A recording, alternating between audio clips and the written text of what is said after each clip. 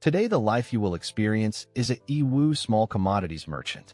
From a young peddler trading chicken feathers for candy, to selling trinkets worth a few cents to every corner of the world, this is a story of commercial miracle and the cycle of fate. I was born in 1960 into a poor farming family in Yiwu, Zhejiang. My father worked a few thin acres of farmland to feed 7 mouths, and even in good harvests we barely got by. There was a trade passed down through generations in our village called trading chicken feathers for candy. Every winter my father would shoulder his pole and leave home, exchanging malt sugar for chicken feathers and scraps from households, then selling the scraps for a little extra income. The first time I followed my father out to do the candy trade, I was 7 years old. We walked more than 10 miles of mountain road and exchanged our way to 30 cents. My father was overjoyed, saying that was the essence of doing business. Yiwu was famously poor back then. With little farmland and too many people, villagers for generations made their living by walking from street to street and town to town. From childhood, I understood one truth: you only eat if you keep moving. I dropped out of school in middle school because the family simply could not afford to keep me there. I started helping my father with the shoulder pole, carrying the candy load through more than a dozen nearby villages. The calluses on my feet grew thicker, and my feel for numbers grew sharper. At 16, I pooled the few coins I had saved and bought a batch of wholesale hairpins and buttons. For the first time, instead of trading candy, I was selling goods. From that day, I took a different road. In 1978, the news of reform and opening up reached our village. My father said this time the sky is truly turning. I gripped the 20 yuan I had to my name and decided to try my luck in the city. I laid out a cloth stall on a roadside in Choqing Town, Yiwu, and spread out hairpins, buttons, thread, and hair ties. These nearly worthless little things were exactly what every household needed to buy. Back then, running a street stall meant risking a fine from the market authority. I kept a pair of insoles in my pocket so that when the cloth was spread, I could watch the intersection, and the moment I spotted a uniform cap, I would gather the corners of the cloth and run. In 1982, Yiwu County Party Secretary Xie Gaohua made a decisive call. Farmers would be allowed to enter the city and set up stalls. That policy opened a floodgate, and hundreds of peddlers surfaced overnight, filling the entire Choqing Road. I rented a fixed stall and expanded from basic needles and thread to hair accessories, socks, and toys. My supply channels grew broader, the stall grew larger, and for the first time the money I earned started to accumulate. In 1984, the Yiwu small commodities market was officially registered, becoming the largest small goods distribution hub in the country. I was among the first batch to receive a stall license. The number was very small. I still keep that little red booklet to this day. In those years, I woke up at 4 every morning to collect goods from the warehouse, making 3 round trips by bicycle. The stall expanded from 1 space to 2, and my wife came to mind it while I ran supply. By the 3rd year, I had scraped together 8,000 yuan and bought a sewing machine. I started making simple elastic bands and hair accessories myself, going from pure retail to a half-production, half-retail model. The profit nearly doubled. In 1992, after Deng Xiaoping's Southern Tour speech, the doors to foreign investment and foreign trade swung fully open. At the Yiwu market, I met my first foreign customer, a Pakistani merchant who crouched in front of my stall for a full afternoon. The Pakistani man spoke halting Mandarin and named a price. I countered with my fingers. The two of us gestured back and forth for 15 minutes and closed a deal worth 30,000 yuan. That was the first foreign trade order of my life. Word spread fast, and more foreign merchants poured into Yiwu. Africans, Middle Easterners, Europeans. They came and they bought. Sometimes a truckload of goods went straight from the factory to their hands without spending a single night in between. I moved into the Yiwu International Trade City, leasing 3 exhibition spaces and hiring 5 employees, focusing entirely on export orders. Christmas tree ornaments, plastic toys, holiday decorations. Annual export value exceeded $2 million. In those years, I traveled to the Canton Fair by high-speed rail, stayed in 4-star hotels, and negotiated contracts with foreign buyers in a suit and tie. Looking back at the image of myself carrying a shoulder pole along mountain roads, it felt like two entirely different people. Around the year 2000, I bought 3 apartments in Yiwu and invested in a 300 square meter factory in the industrial zone producing Christmas decorations. At peak capacity, I had more than 40 workers running year-round to meet orders. Cases of goods were stacked from floor to ceiling in the factory. Every shipping container that went out was headed for Europe, the Americas, or Africa. My son said, "Dad, your Christmas trees are probably hanging in living rooms in America." I thought that was no exaggeration at all. Those years Yiwu's motto was buy globally, sell globally. I watched with my own eyes as this city transformed from a scrappy roadside market into a place the whole world came to stock up.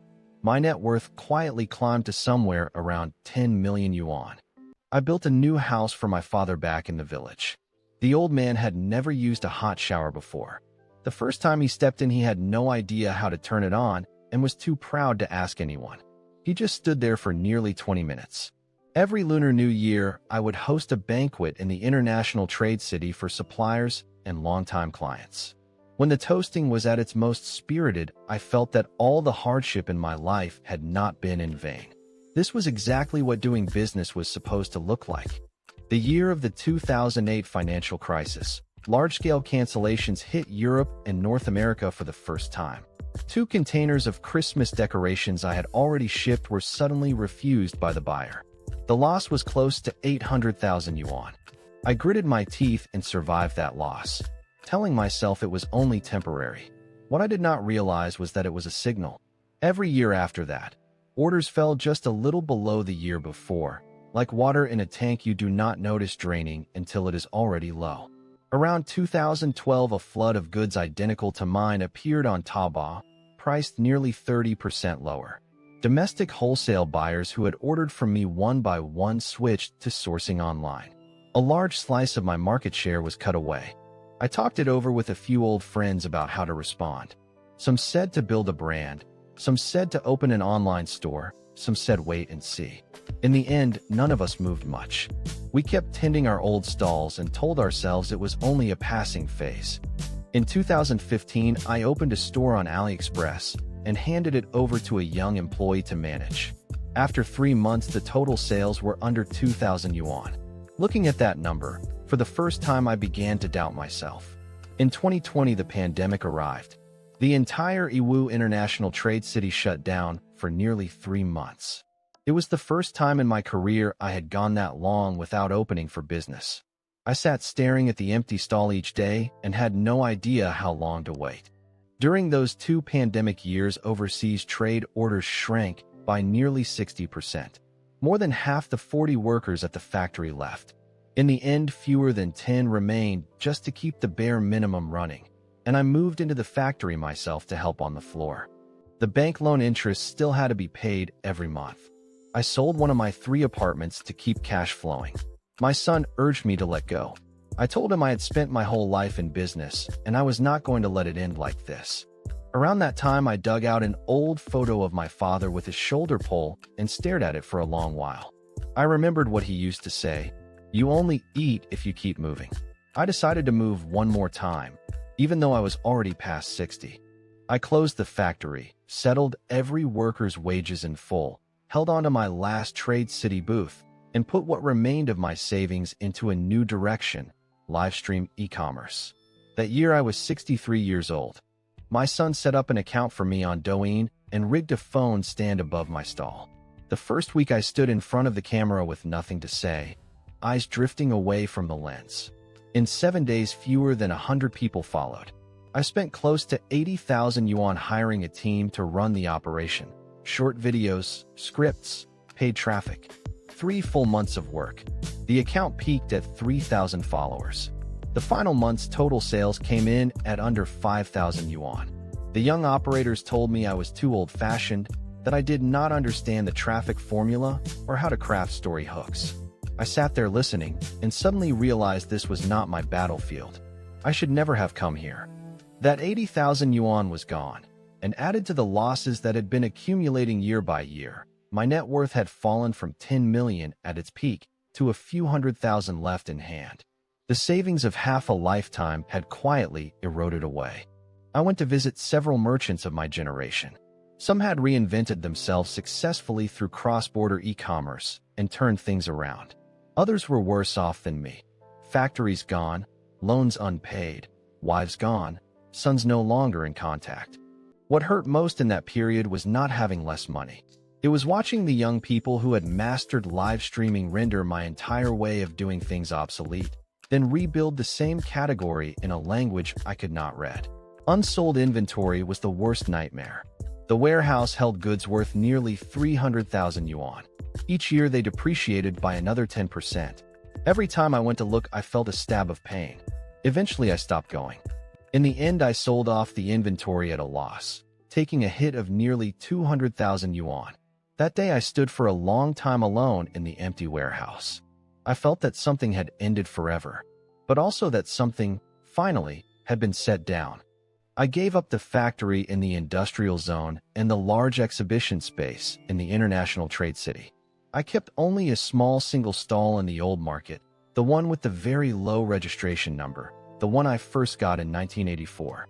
I could not bring myself to give it up. Every morning at 8, I ride my electric scooter to open the stall. Business is nothing like the old days, but the old neighbors are still here. A few long-standing clients of 30 years still come by each year, mostly to catch up and take a few items home. My son works in internet technology in Hangzhou and comes back to visit occasionally. He always says, "Dad, why do you still bother with that stall?" I tell him, "You do not understand. This stall is not for making money. It is the place I keep myself." Sometimes a young foreign merchant stops in front of my stall with that familiar look of hunting for goods, and I am taken straight back to the feeling of the first time I saw a foreign customer in the 80s. That surprise, that rush of excitement, still alive in me now. I dug out the old red stall license and placed it under the glass case on the counter, with my father's old balance weight beside it. Many customers who come in are curious and ask, "What are these old things?" One rainy day when the market was very quiet, I sat there and let my mind drift. I added up all the goods I had sold over a lifetime and figured the total volume was probably in the hundreds of millions of yuan. These little trinkets had truly made their way into every corner of the world. This is the life of a Yiwu small commodities merchant. Hairpins worth a few cents, toys worth a few yuan, decorations worth a few dozen yuan, passing through tens of millions of hands, scattering into every corner of this world. Goods flow on, and people are carried inside that flow. Wealth and fate are nothing more than an endless cycle of trading chicken feathers for candy, with no final destination.